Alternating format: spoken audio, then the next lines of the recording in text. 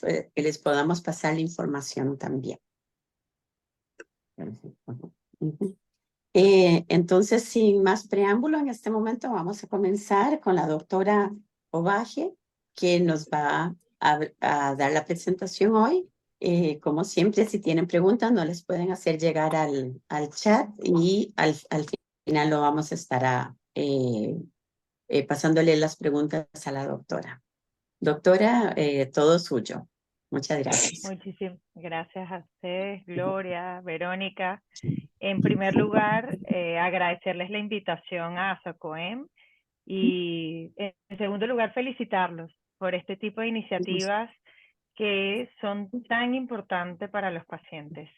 Les agradezco mucho la oportunidad y espero que sea de mucha utilidad esta sesión. Déjame ampliar aquí la parte de la presentación. No sé si es mi configuración. La presentación está en grande. Ahora sí. Ok. Perfecto. Muy bien.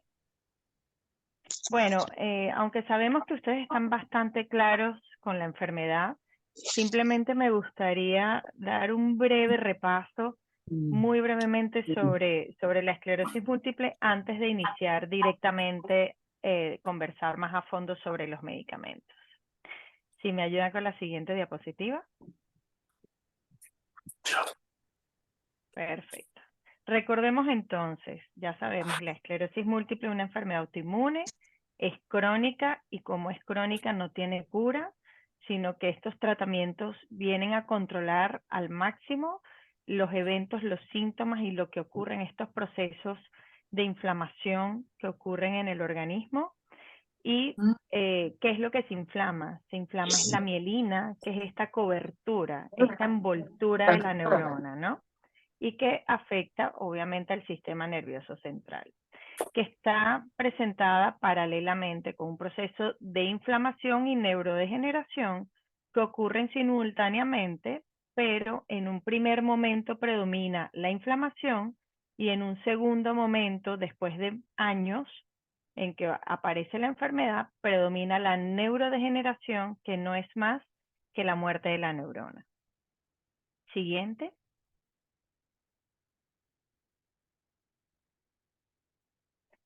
Muy bien. Estos datos son relevantes en el cual vemos que cada vez hay un grupo mayor de personas que se van diagnosticando la enfermedad, están siendo afectadas por la esclerosis múltiple. ¿Y por qué ocurre esto?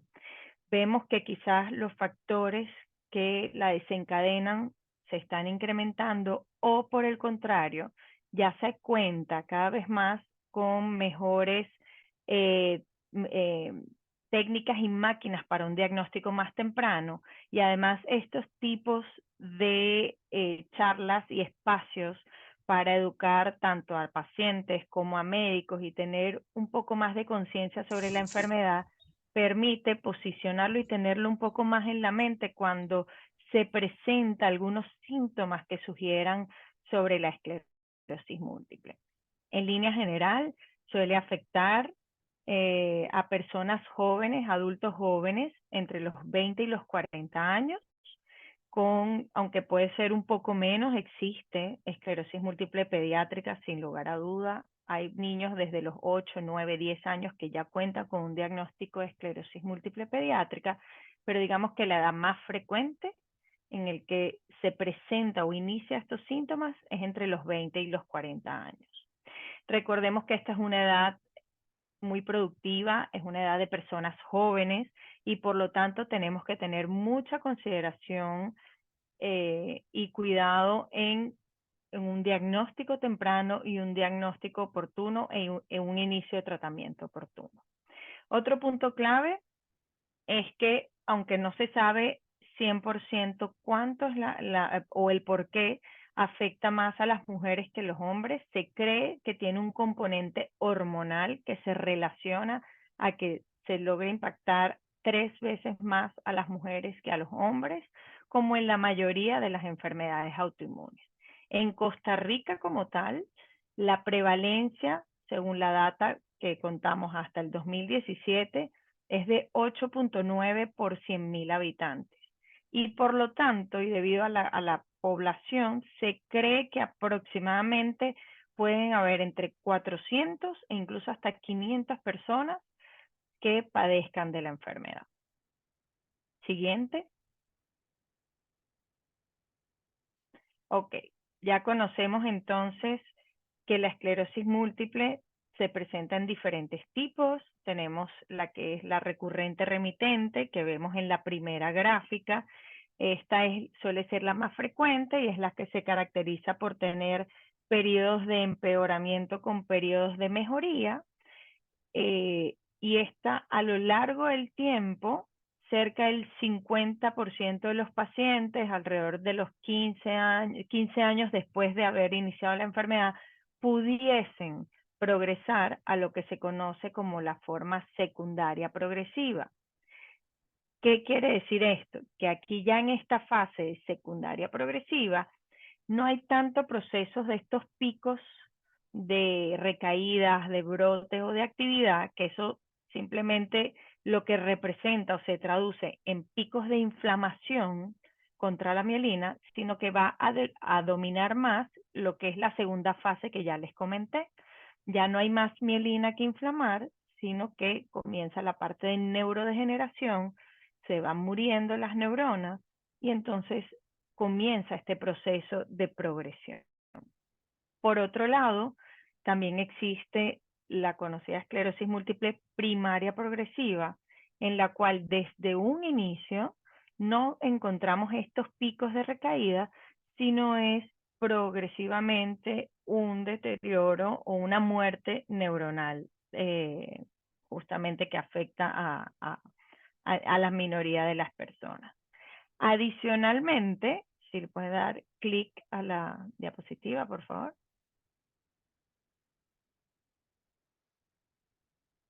Siguiente. Ajá. Adicionalmente vemos algo que se llama el síndrome clínico aislado o clínicamente aislado, que esta es la primera manifestación de un paciente con esclerosis múltiple que no ha tenido un diagnóstico previo.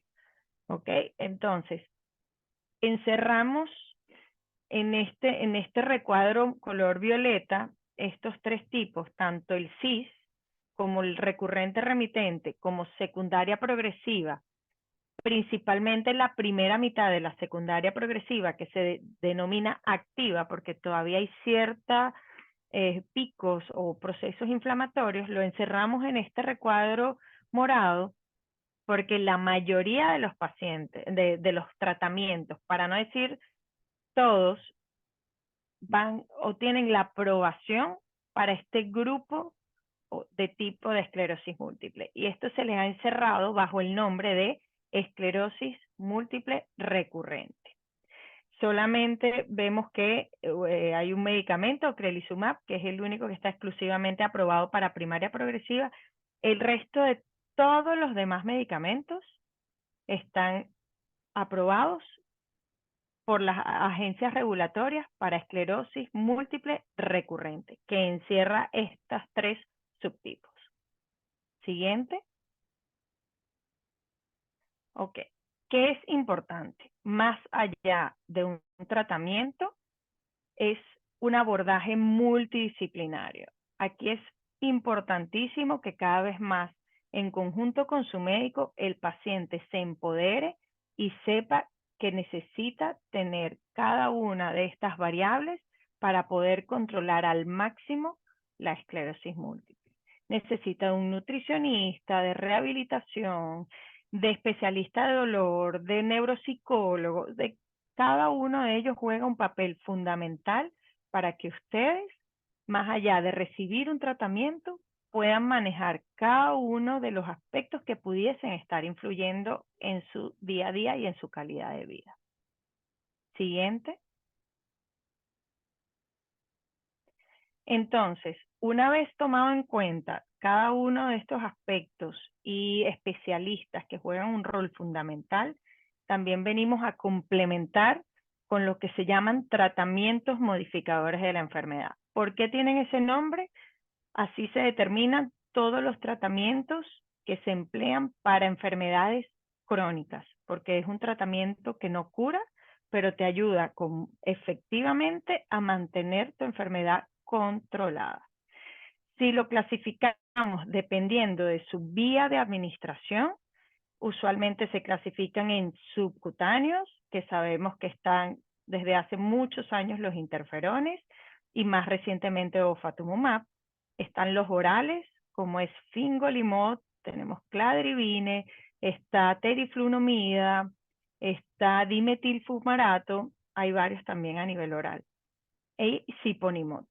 Y si nos enfocamos en las infusiones endovenosas, algunos ejemplos sería el natalizumab, el rituximab, que no está aprobado oficialmente, pero sabemos que algunos neurólogos lo emplean, ocrelizumab y alemtuzumab. Suelen ser los más conocidos por administración endovenosa.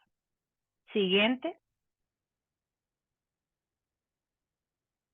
Ahora, otra forma de clasificarlos, y sin ahondar mucho, no quiero que esta lámina o este dibujo los abrume. Yo aquí fue simplemente demostrar que otra forma de clasificarlo pudiese ser a través del tipo de célula por el cual el tratamiento hace efecto. ¿A qué me refiero? Hace muchos años se escuchaba o se oía mucho sobre el efecto que tiene sobre las células T. Las células T fueron las primeras que se vieron que tenía una relación directa con la esclerosis múltiple y por lo tanto se dirigieron los tratamientos y desarrollaron tratamientos dirigidos a células T. Con el paso del tiempo también se descubre el gran rol que también tienen las células B. Y por lo tanto, entonces se comienzan a producir y a desarrollar tratamientos enfocados a las células B. Adicional a ello, se ve que también hay una relación importante entre las células C y B.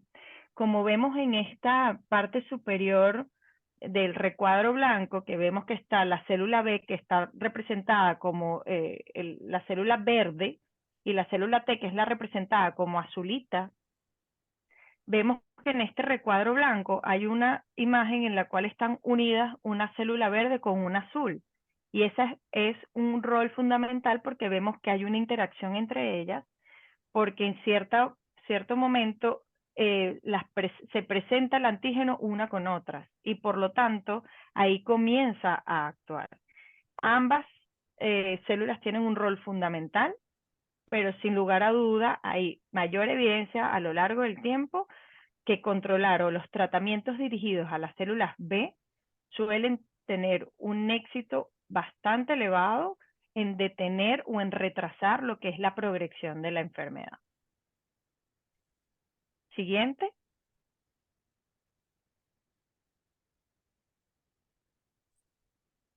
Ok, ahora sí, enfoquémonos y adentrémonos en ofatumumab.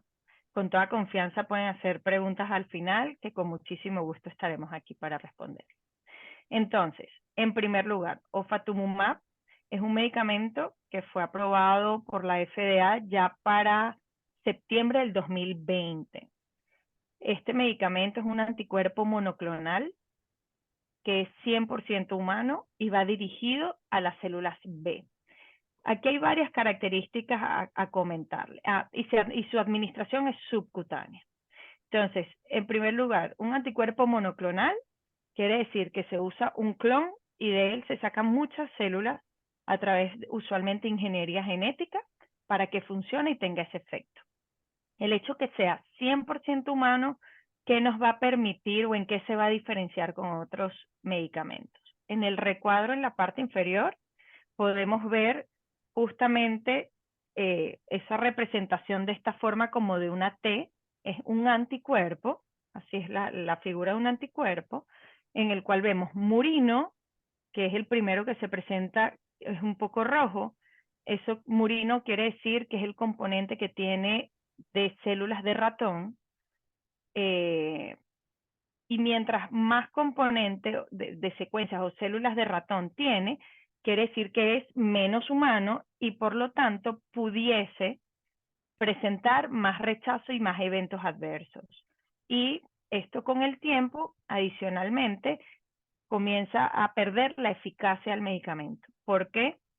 Porque se administra el medicamento en el cuerpo y el mismo cuerpo, la parte que es desconocida o no es, o esas secuencias que no son humanas, comienzan también a producir como una respuesta, como si fuese un germen o un virus, y el cuerpo comienza a atacar al medicamento. Eso es lo que se llaman autoanticuerpos, porque comienzan a atacar el medicamento y entonces ya no hay suficiente medicamento disponible en el cuerpo para que realmente se una donde deba unirse, en este caso a las células B, y comienza a actuar.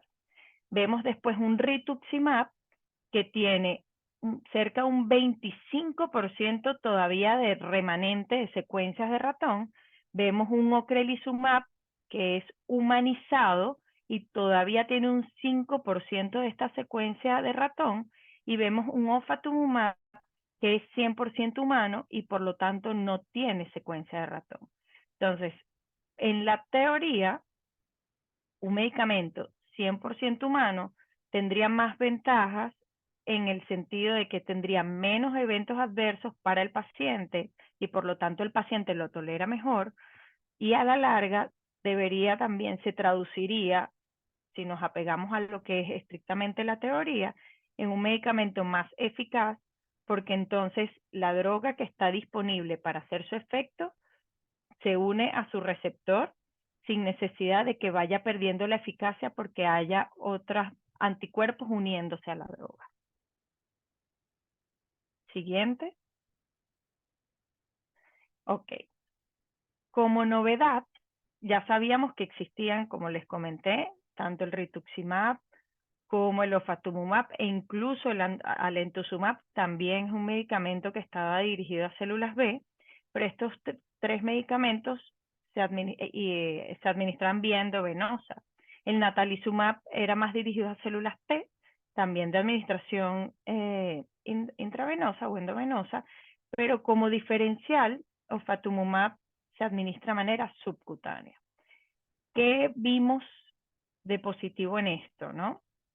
En primer lugar, se diseñó este autopen o autoinyector como una pluma en el cual en apenas unos 3-4 segundos se logra administrar el medicamento. Lamentablemente no conseguí la muestra que tenía para presentarles, pero se administra, se coloca a 90 grados sobre la superficie de la piel en la cual el paciente va a escuchar un primer clic en el cual le informa al paciente que el medicamento se empezó a administrar y alrededor de unos 3 segundos escucha un segundo clic para que sepa que ya el medicamento se administró en su totalidad y la puede retirar. Así no se corre ningún riesgo de desperdicio del medicamento. ¿Qué vemos acá? Es dosis única mensual y lo positivo de aquí es que son 20 miligramos en apenas 0.4 mililitros. Eso es muy poquita cantidad y por lo tanto también al ser poca cantidad y pocos miligramos en esa cantidad, la posibilidad de reacciones adversas también disminuyen y lo hacen muy tolerable para el paciente. ¿Dónde se suele administrar o aplicar? Se puede administrar a nivel del brazo, de los muslos y en la región abdominal. Sí, perdón. Solo había 6 planetas, porque era todo lo que se ve. ¿Tienen alguna pregunta? Continúo. Ok. Y a nivel abdominal, dejando siempre un espacio de cerca de unos 5 centímetros alrededor de la región umbilical. Por fuera de ese espacio también se puede administrar. No requiere premedicación. En los estudios clínicos se vio que el paciente lo toleraba lo suficientemente bien para tener que administrar ni esteroides, ni antihistamínicos, tampoco acetaminofén o ibuprofeno. En línea general, el paciente lo tolera bastante bien. Y su administración tenemos en un primer momento, cuando el paciente lo usa por primera vez, lo que es las dosis de inicio, que se lo aplica a la semana 0, a la semana 1 y a la semana 2, va a descansar la semana 3 y a partir de la semana 4 comienza sus dosis de mantenimiento mensual. Algo importante, es un medicamento que debe ser o mantenerse refrigerado, pero no requiere mayor refrigeración, simplemente entre los 2 y 8 grados centígrados, que es aproximadamente la temperatura que se emplea para las neveras, la refrigeración normal, no el freezer, sino la nevera como tal. Así que el paciente lo puede tener en su nevera sin ningún problema y al momento de aplicarlo lo retira de la nevera, espera aproximadamente unos 20 minutos que se mantenga en temperatura ambiente y ahí lo puede administrar. Siguiente. Entonces, quizás no quise entrar tanto en el mecanismo de acción, pero al ser un anticuerpo monoclonal, la finalidad de esto es que el medicamento se une al receptor. El receptor para ofatumumab tiene 2 áreas, entonces se sostiene y se agarra mejor, tiene una gran afinidad, y esto le permite, simplemente la finalidad de este medicamento es eliminar un tipo específico de células B que se llaman o que expresan una proteína que se llaman CD20. Por eso se llama que es un medicamento anti-CD20. Elimina estas células B, que son las que se identificaron que se involucra o se relaciona con los procesos inflamatorios de las neuronas y por lo tanto, al haber esta desaparición de estas células, todo el proceso inflamatorio se regula muy bien. En los estudios clínicos pivotales, que en un primer momento fueron a 2 años, se demostró esta data. En términos de eficacia, vemos una reducción de un 58.5% en los pacientes en la tasa anual de recaída. Para que tengan una idea, en este grupo de pacientes, los estudios Asclepios, que son los estudios pivotales, reunió cerca de 2.000 personas a nivel mundial, donde se dio seguimiento por 1 año y actualmente se cuenta con seguimiento hasta 6 años. Entonces, tenemos que en términos de eficacia, tiene esta reducción anual de la recaída en un 58.5%. A nivel de las lesiones a nivel cerebral, vemos a nivel de la resonancia, los pacientes presentaron una reducción de un 97.5% de las lesiones de resonancia magnética. Y esto sabemos que tanto la resonancia como las recaídas y el control de la progresión de la discapacidad o del empeoramiento en cuanto a la discapacidad a los 3 o 6 meses, estos 3 parámetros, ustedes están familiarizados, se les llama NEDA, NEDA 3, porque son estos 3 parámetros. Y aquí, a un seguimiento a los 2 años, se determinó que 9 de cada 10 pacientes en los estudios clínicos lograron alcanzar este NEDA 3 controlándose su enfermedad, que vemos que suele ser bastante alentador y bastante positivo para los pacientes. Siguiente, por favor. Ahora, en términos de seguridad, sabemos que más allá de la eficacia, queremos un medicamento que sea eficaz, que controle nuestra enfermedad, pero también que sea seguro. Y en este sentido, también es importante tomar en cuenta lo que son los eventos adversos, la tolerancia, la adherencia en estos pacientes. Y fíjense, al tratarse de dosis muy pequeñas y ser un medicamento de manera subcutánea, vemos que la tolerancia fue bastante buena e incluso los estudios clínicos hasta 5 años demuestra una tolerancia por parte del paciente y una adherencia por parte del paciente por encima del 90%. Aquí podemos ver estas líneas que vemos acá, estas columnas en azul y en naranja.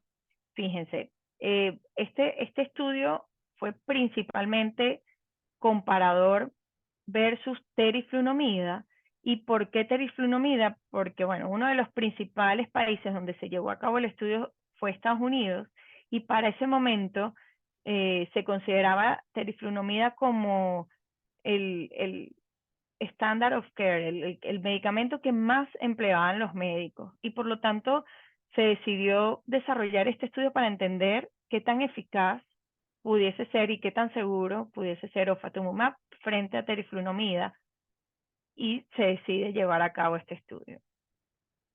Si vemos acá las columnas, vemos que cerca del 15% de los pacientes presentó una reacción a la inyección, pero si se fijan en lo que, esos son números de inyecciones, ¿no? 1, 2, 3, 4 en la horizontal. Y la mayor cantidad de estos eventos adversos ocurrieron con las 2 primeras inyecciones. Ya después comienza a haber una reducción progresivamente con un incremento de la tolerancia de estos pacientes. Y ustedes dirán, bueno, teriflunomida es oral, ¿cómo me lo comparas un oral con una inyección? Pues en los estudios clínicos, como suelen ser doble ciego, eso quiere decir que ni el paciente ni el investigador saben quién está recibiendo realmente los medicamentos y quién está recibiendo un placebo o un medicamento que no es real. Se había indicado pacientes que estaban recibiendo la inyección subcutánea de ofatumumab con una pastillita de placebo, y en el grupo de teriflunomida, ellos están recibiendo realmente la teriflunomida con una inyección de placebo. Entonces ahí se hicieron los comparadores, e igualmente en el grupo de teriflunomida, con las primeras 2 o 3 inyecciones, también hubo como cierta aversión o ciertas reacciones a la inyección, que la verdad lo que se suele aplicar es solución fisiológica. Siguiente.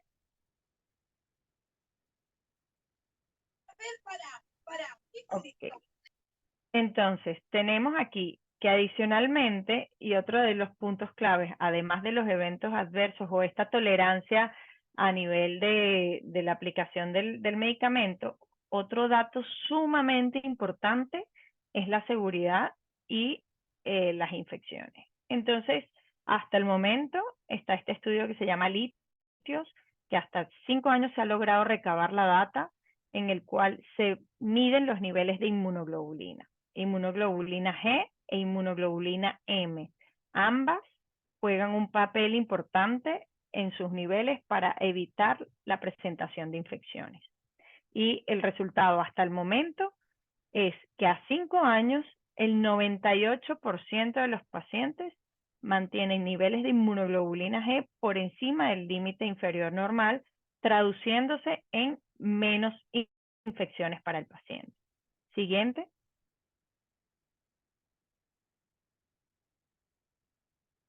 De igual manera, estos datos también en cuanto a la inmunoglobulina M, que está relacionada con infecciones, vemos que a 5 años cerca del 70% de los pacientes también se encuentran con niveles de inmunoglobulina por encima del límite inferior normal. Nuevamente, esto se traduce en menos infecciones para el paciente. Siguiente. Ok, aquí muestro en resumen esta tabla con cada uno de los eventos adversos o los más frecuentes, los que suelen ser más frecuentes en comparación en este estudio clínico, Asclepios de teriflunomida versus ofatumumab, y lo que uno suele buscar que llame la atención usualmente es que existe un desbalance entre un grupo de pacientes versus el otro grupo, una rama de pacientes versus el otro. En línea general, lo que suele ser más frecuente en los pacientes que reciben medicamentos anti-CD20 dirigidos a células B, y en este caso específico me voy a referir a ofatumumab, son reacciones relacionadas a la aplicación del medicamento y procesos infecciosos leves. ¿Como qué? Como una nasofaringitis, puede haber procesos de tos, se refirió dolor de cabeza, reacciones en el lugar de la inyección. Estas reacciones solían ser principalmente enrojecimiento o algo como de sensación de prurito, de picazón. Pero en línea general, los más frecuentes fueron eso: infección del tracto respiratorio superior, que es lo que se llama lo que es la parte de garganta, nariz, principalmente, y también ciertamente algo del tracto urinario. Ya también, nuevamente, vemos lesiones, infecciones, infestaciones. Recordemos algo, otro punto importante a recordar, es que aquí los que se llaman, o estos reportes de eventos adversos, se recoge toda la data, todo lo que refiere al paciente, esté o no relacionado con el medicamento. O sea, que no necesariamente lo que ven acá está relacionado con el medicamento, pero uno tiene que recabar continuamente este dato y darle seguimiento para ver a largo plazo o a mediano plazo si en verdad tiene o no relación con el medicamento. Pero se recoge toda, absolutamente toda la data que el paciente reporta. Siguiente. Y por último, para cerrar la parte de ofatumumab, esta es la data de vida real. Actualmente, para septiembre del 2023, ya pronto tendremos la data más reciente. Vemos que ya en los ensayos clínicos finalizados y en curso hay cerca de 3.294 pacientes que actualmente están en tratamiento con ofatumumab, y post comercialización, si aquí sumamos tanto los que están en estudios clínicos como los que no están en estudios clínicos y son pacientes del día a día, como pueden haber en Costa Rica, como pueden haber en República Dominicana, como pueden ver en cada uno de estos países a nivel mundial, la sumatoria total de estos pacientes actualmente son 112.482 pacientes año. Siguiente. Ok, esta es para cerrar la parte de ofatumumab. Sigamos entonces con Siponimod. Siponimod es un medicamento que se administra por vía oral. Este medicamento va dirigido a ciertos receptores, pero digamos que en línea general, este medicamento, a diferencia de ofatumumab, va dirigido a las células T. Y su mecanismo de acción, bueno, en primer lugar, aclararles que principalmente va dirigido, escucho un ruido de fondo, si por favor pueden colocar mute, se los agradezco. Principalmente va dirigido a pacientes que tienen el diagnóstico de esclerosis múltiple secundaria progresiva en su fase activa.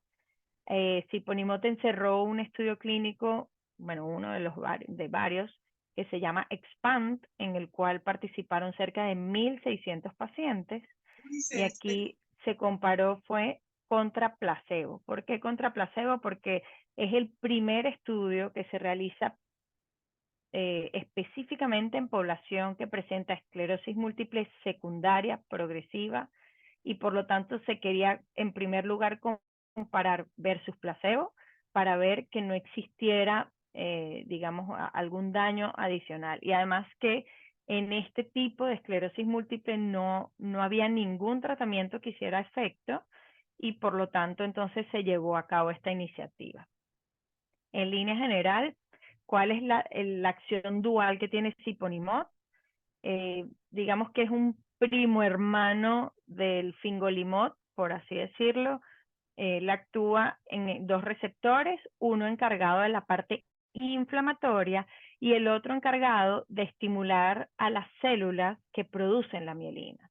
Entonces, en los estudios animales se ha visto que esta estimulación permite recuperar, digamos que en un 20%, traduciendo un poco los estudios presentados, la mielina que a veces se perdió. Obviamente habrán neuronas que ya están muy comprometidas y no logran llevar a cabo este proceso de remielinización, pero hay otras que sí, y por lo tanto la importancia de que se empleen en la fase activa, donde aún quedan mielina y quedan neuronas, digamos que activas, para poderlas preservar.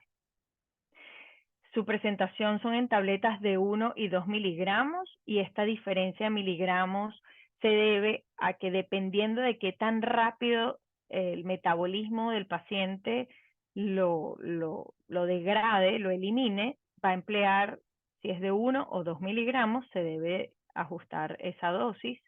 Tiene una vida media de 30 horas y justamente amerita esta realización de la prueba de genotipificación, que no es más que eso, saber el paciente genéticamente si es un metabolizador rápido o un metabolizador medio. Si es rápido, quiere decir que hay que darle la dosis más grande de 2 miligramos porque si no, no va a tener un buen efecto en el organismo. Y si es un metabolizador promedio, entonces lo ideal es administrar la dosis de 1 miligramo porque ya con esa va a ser suficiente para controlar su enfermedad. Siguiente lámina.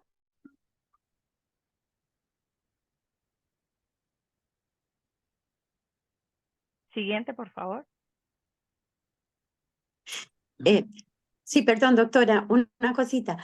Por favor, a todos los participantes, a todos los que nos están escuchando en esta charla, las preguntas, escríbanlas en el chat y al final de la charla vamos a tener un espacio para preguntas y respuestas, por favor. Entonces, cualquier pregunta que tengan en este momento o que vaya surgiendo, por favor, no las escriben en el chat. Muchas gracias. Continuamos.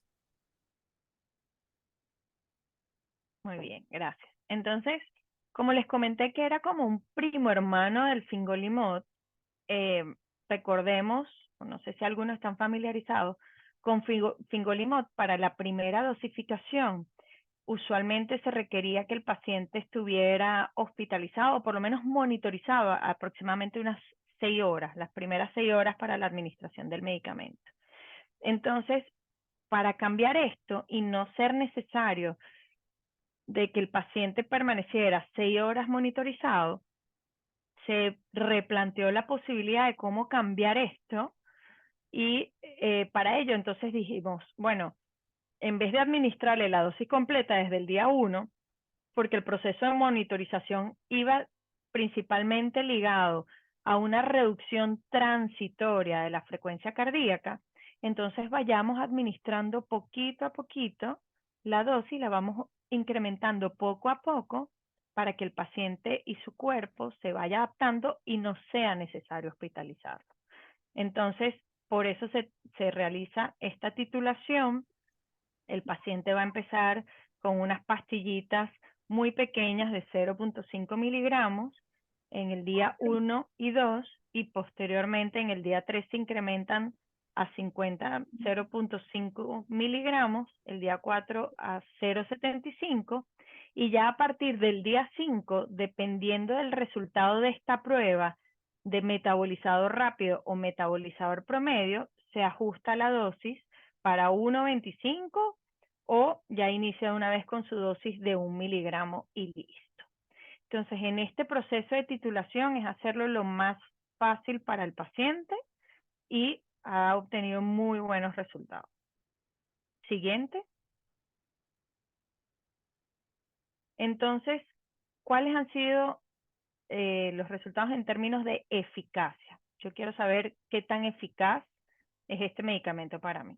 Recordarles que en primer lugar, estos estudios se llevaron a cabo en una población un poco más avanzada en cuanto al tiempo con la enfermedad.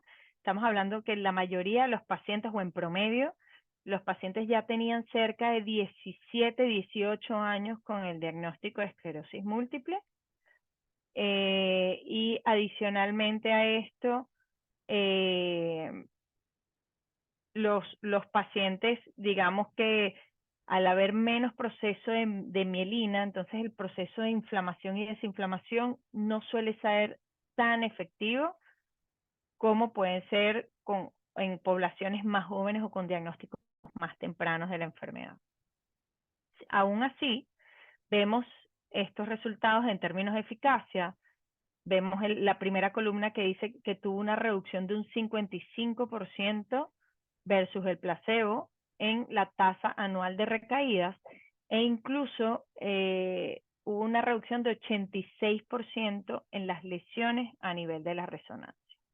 Pero no solamente eso, sino que vimos la parte inferior de la gráfica, vemos cada uno de estos porcentajes y todos estos porcentajes se enfocan en lo que es la pérdida de volumen cerebral. Y estos resultados son sumamente alentadores porque vemos que hubo como un detenimiento en esta pérdida de volumen cerebral que se traduce simplemente en compromiso de la cognición. Cuando a veces vemos que el paciente se nos olvida las cosas y dónde dejé esto y estos momentos de pérdida de memoria o de que queremos hacer una suma y queremos estar más rápidos o queremos estar en las revoluciones habitual y no sentirnos en unas revoluciones más lentas, ¿no? Que sabemos que hay unos días siempre que uno tiene un poquito más de compromiso y otros días que uno está como con las pilas más recargadas. Bueno, en esta parte inferior está demostrado, dependiendo de la parte cerebral, cuánto se redujo esta pérdida de volumen cerebral a nivel de la atrofia cortical, atrofia talámica y la atrofia cerebral total al año y a los 2 años del tratamiento. Siguiente. Y más específicamente, como les comenté, en la parte de cognición, no sé si han tenido la posibilidad, quizás algunos de ustedes con la doctora Vallejo, que ella se encarga más en la parte de neurocognición, realizar este examen que se llama SDMT, que simplemente son las siglas de inglés del Symbol Digit Modality Test, que es una prueba de símbolos y números en el cual, como un criptograma que se encontraban en estos libritos de pasatiempo. Entonces uno tenía como que identificar las letras con los símbolos y estas pruebas se suelen hacer aproximadamente cada 6 meses o una vez al año para identificar la velocidad de procesamiento y de respuesta de los pacientes. Y fíjense en los resultados, también han salido bastante alentadores porque vemos en las columnas azules, que son los pacientes que recibieron Siponimod, versus las columnas grises, que son los pacientes que recibieron placebo. Y vemos como en cada una de estas evaluaciones, cada 6 meses, no nada más se detuvo la progresión o se detuvo el compromiso a nivel cognitivo, sino que incluso hubo mejoría. Entonces los pacientes mejoraban a nivel cognitivo, ¿no? Y eso también es algo bastante positivo. Siguiente. En la data de vida real, Siponimod fue aprobado ya en el 2018. Él ya tiene un poco más tiempo aprobado por las autoridades regulatorias y por lo tanto también los estudios clínicos ya cuentan a data a 7 y hasta 8 años. Y aquí la data hasta el 2021, esto seguramente debe estar incluso más elevado. Ya había un total de 2.897 pacientes que estaban únicamente en los estudios clínicos y habían demostrado buena eficacia y buena tolerancia al medicamento, traduciéndose en 7.308 pacientes al año. Y ya posterior a su comercialización, estamos hablando más de 8.000 pacientes que actualmente están recibiendo Siponimod a nivel global. Y me dice, ya la recorto yo, ¿no? Siguiente, por favor. Ya por último, como siempre, queremos entonces ver que es un medicamento eficaz, pero también que es un medicamento seguro. Siponimod, dentro de los eventos adversos, hasta ahora no se han, en este periodo de 7 años, no han habido nuevos eventos adversos reportados. Para que tengan una idea, cada 6 meses, las farmacéuticas que recopilan toda la data, recopilan toda la data cada 6 meses de todos los reportes adversos y eso se los deben hacer llegar a las autoridades regulatorias.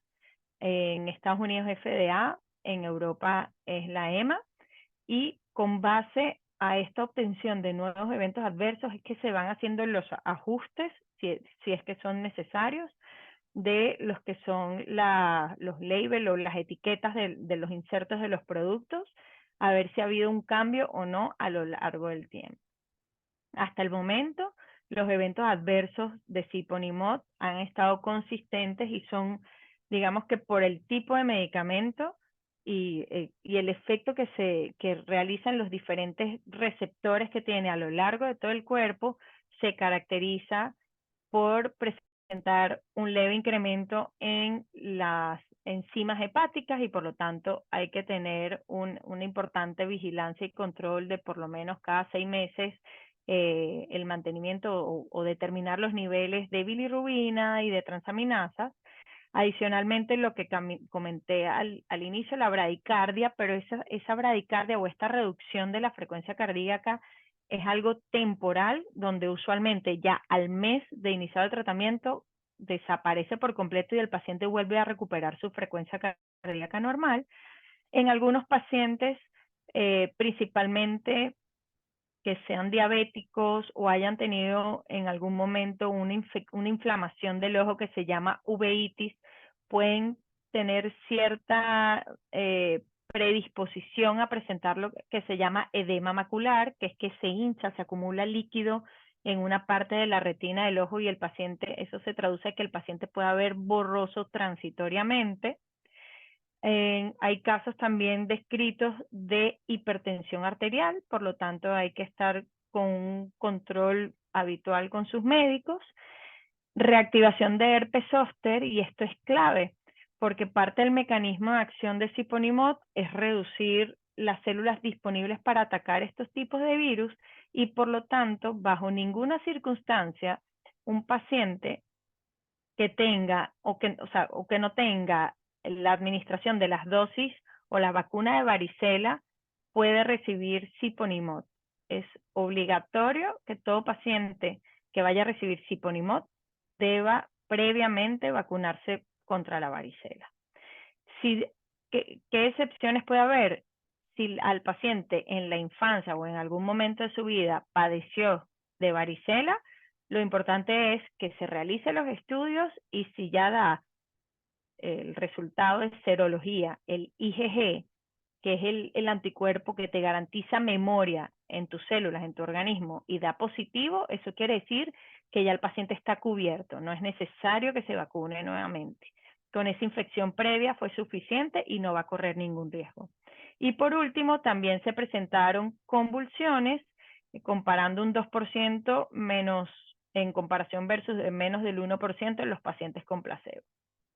En línea general, son consistentes todos estos eventos adversos con todos los del grupo o la clase de fingosina 1-fosfato que ya se vienen usando desde, estamos hablando del 2010, por ejemplo.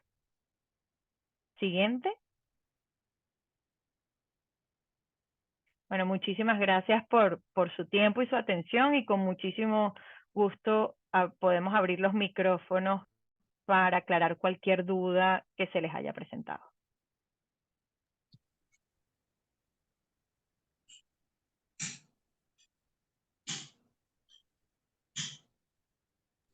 De ser posible, si pueden quitar la presentación, que me encantaría ver las caras de las personas que vayan a preguntar si quieren colocar sus cámaras, si no, no hay problema, pero me gustaría conversar directamente con ustedes. Sí, doctora. La primera pregunta, bueno, que ha habido varios pacientes que han hablado sobre este tema o han preguntado diferentes cosas sobre este tema, es respecto al ofatumumab. Vemos que usted no habló mucho sobre la fatiga, sobre el cansancio, y tenemos varios pacientes que nos han preguntado al respecto, que están en este momento utilizando este medicamento y que se sienten muy cansados, que sí, que tienen mucha fatiga. Entonces si nos ¿pudiera usted hablar al respecto un poco si este es uno de los efectos adversos que presenta el ofatumumab? Y bueno, también por supuesto algunas ideas que siempre está bueno oír de Perfecto, cómo perfecto. combatirlo. Claro, con Gracias. mucho gusto. Fíjate, muy por encima, yo tendría que quizás entender más a fondo el contexto del paciente, pero voy a tratar de orientarlo al máximo posible. Hasta ahora, hasta el momento, no se considera la fatiga como un evento adverso de ofatumumab. A mí, yo como médico, lo que quisiera enfocarme más es en ver si la fatiga está más relacionada al curso de la enfermedad que al medicamento. Es lo primero que me gustaría entender. Es ver también cuánto tiempo tiene el paciente durante el tratamiento, porque si es apenas, estamos hablando de unos 2-3 meses, digamos que todavía estamos en un periodo en el cual hay que darle un poco de chance al medicamento a hacer su efecto. ¿Qué otros datos y qué otros puntos hay que tomar en consideración? Uno de ellos es ver, voy a poner diferentes aristas, no necesariamente es cierto o tampoco quiero causar ningún tipo de angustia, pero sí es importante tomar en consideración varios puntos. Uno de ellos es que si se está cubriendo correctamente la cadena de frío en términos de farmacia, para saber que el medicamento que se está aplicando está considerado correctamente en todo su proceso de cadena de frío. Otro punto importante es si el paciente se lo está administrando correctamente o fue entrenado correctamente para la administración del medicamento y entender que ciertamente puede estar recibiéndolo en su totalidad. Otro punto importante es que quizá el tiempo de duración, lo que habíamos comentado un poco, es el tiempo que tiene el paciente con el medicamento y entender si es un paciente idóneo que tiene, digamos que las características o el perfil ideal del perfil de paciente para que reciba esa medicación, ¿no? Esos serían algunos de los puntos que sería importante validar para entender en qué se traduce esta fatiga, si está relacionado o no al medicamento o si está relacionado o no más a la enfermedad o a algún cambio de hábito en torno al paciente.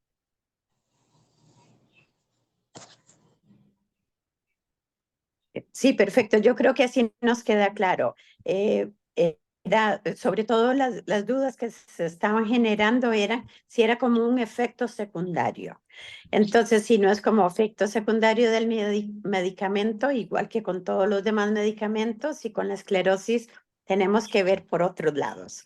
Y yo creo que las explicaciones estaban muy bien. Muy bien, vamos con otra pregunta, doctora, también respecto al primer medicamento, al ofatumumab, y es que si podría usted explicar un poquito más cómo es que se hace con la primera dosis, o sea, con el proceso inicial. Si soy un paciente que voy a recibir, por ejemplo, este medicamento el próximo mes, va a ser mi primera vez, entonces, ¿cómo era exactamente que si eran tres semanas seguidas y después una no, o eran 2 y 3? ¿Cómo era el proceso inicial de la primera dosis o del escalonamiento, verdad? ¿Qué debo hacer, por favor? Sí, con mucho gusto. Tomemos como ejemplo el día de hoy, sábado. Hoy me aplico, hoy sábado, estamos 13, me aplico mi primera inyección. Después voy a recibir, voy a hacer, si se pueden colocar en mute, por favor, se pueden silenciar para poder, gracias. Hoy sábado 13 me coloco mi primera inyección. Luego tengo mi segunda inyección, sería para el sábado 20. Y mi tercera inyección para el sábado 27. Esas son las 3 dosis de inicio del tratamiento. Ya después, en mayo, creo que sería 4 de mayo, si no estoy mal, algo así, ese 4 de mayo no me aplicaría la siguiente dosis. Esa descanso Y a partir de la siguiente, que en caso de que sea 4 de mayo estaríamos hablando de 11 de mayo, ya a partir de ahí me coloco mis dosis de mantenimiento. Entonces después sería una dosis mensual a partir de ese 11 de mayo. No sé si quedó un poco más claro. Puedo volverlo a repetir. Hoy sábado sería mi primera dosis. Sí, dígame. No, yo creo que quedó perfecto. Que Claro. sí, que entonces para iniciar, son 3 dosis, una vez por semana cada una. Tenemos Correcto. una semana de descanso y después ya comenzamos con las dosis mensuales. Yo creo que quedó perfecto. Muchas Gracias, doctora. Ok, vamos con la siguiente pregunta. Es también respecto a ofatumumab y es que para qué tipo de esclerosis es que se sugiere, que si es para la recurrente remitente o era para una de las otras. Si nos podría nuevamente explicar Con eso. mucho gusto, con mucho gusto. Según, vamos a referir estrictamente a lo que está aprobado por la FDA y por las autoridades de agencias regulatorias, aunque está aprobado desde el CIS, que es este primer evento, está aprobado para la recurrente remitente y está aprobado para la secundaria progresiva en su fase activa. En línea general, y aquí me voy a referir más allá de ofatumumab, es importante que se sepa que mientras más tempranamente se pueda tratar a un paciente con medicamentos de alta eficacia, mejor es su pronóstico y su desenlace en cuanto a calidad de vida, en control de la enfermedad. Entonces, si ustedes me preguntan qué es lo ideal o el paciente ideal, va a ser tanto el paciente que tenga un CIS, o sea, que tenga un primer episodio y se le confirme su diagnóstico de esclerosis, como en aquellos pacientes que presenten recurrente remitente. Sin lugar a duda, mientras antes, porque justamente volvemos a lo mismo. Los medicamentos de alta eficacia tienen un alto efecto a nivel inflamatorio, son potentes antiinflamatorios. Y por lo tanto, esa es la parte que predomina en el inicio de la enfermedad. Si dejamos los medicamentos más potentes para el final de la enfermedad, ahí entonces estamos dando un medicamento en el cual ya la mielina ya no hay suficiente y es algo que quizás pudimos controlar más hacia el inicio. De perfil de paciente, lo recomendado son en estos pacientes que cuenten quizás con algún factor de riesgo de mal pronóstico para la progresión de la enfermedad. ¿Cuáles suelen ser estos factores de riesgo de mal pronóstico? Si se les diagnosticó en una edad tardía, por ejemplo a los 45 años de edad, es mejor que inicien de una vez con un medicamento de alta eficacia como ofatumumab. Si es del sexo masculino, porque aunque es más frecuente en las mujeres, en el hombre tiene un comportamiento más agresivo y más progresivo. Al igual de raza mixta o raza negra. Nuestros países latinos tenemos muchas mezclas y no es el mismo comportamiento que en los países europeos donde es raza blanca, que aunque suele ser más frecuente en esa raza, en nuestros países suele tener un componente de mayor agresividad por nuestras mezclas. Entonces también en estos pacientes, en aquellos pacientes que debutan con muchas cargas lesionales a nivel cerebral, muchas lesioncitas, también son factores de mal pronóstico que es mejor que inicien con terapias de alta eficacia. Así en línea general, para no extenderme mucho, considero que serían estos pacientes ideales.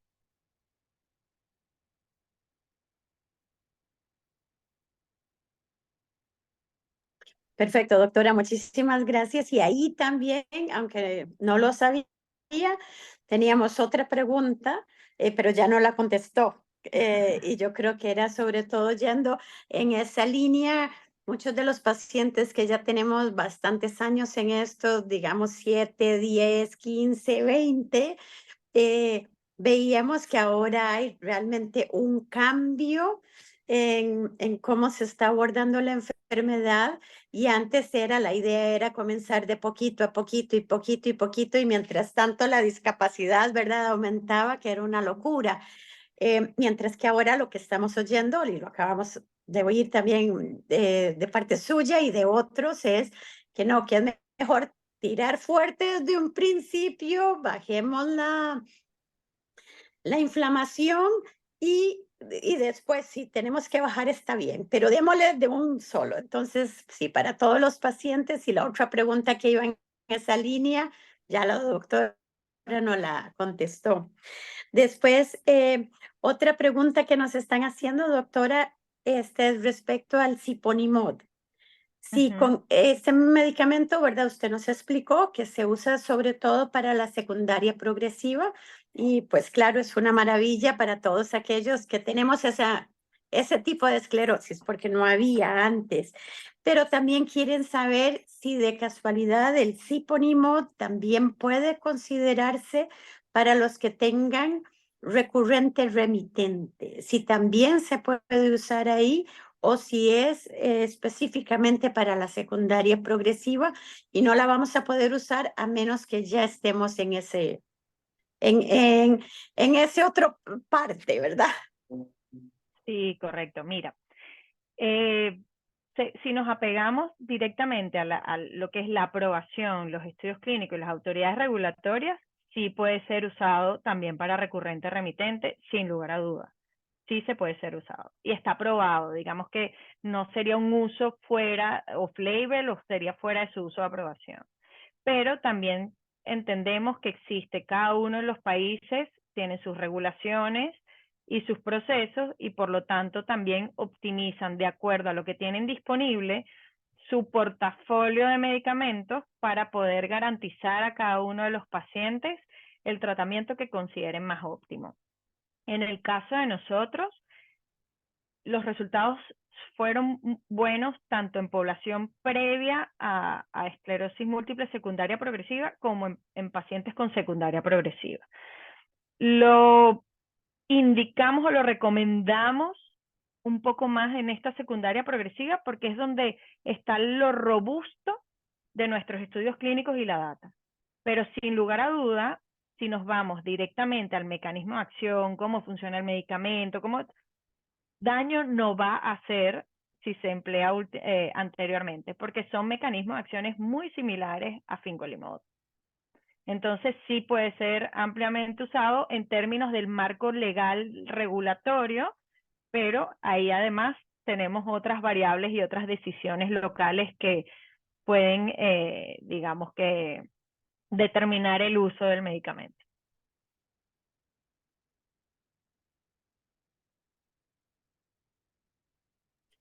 Perfecto, doctora.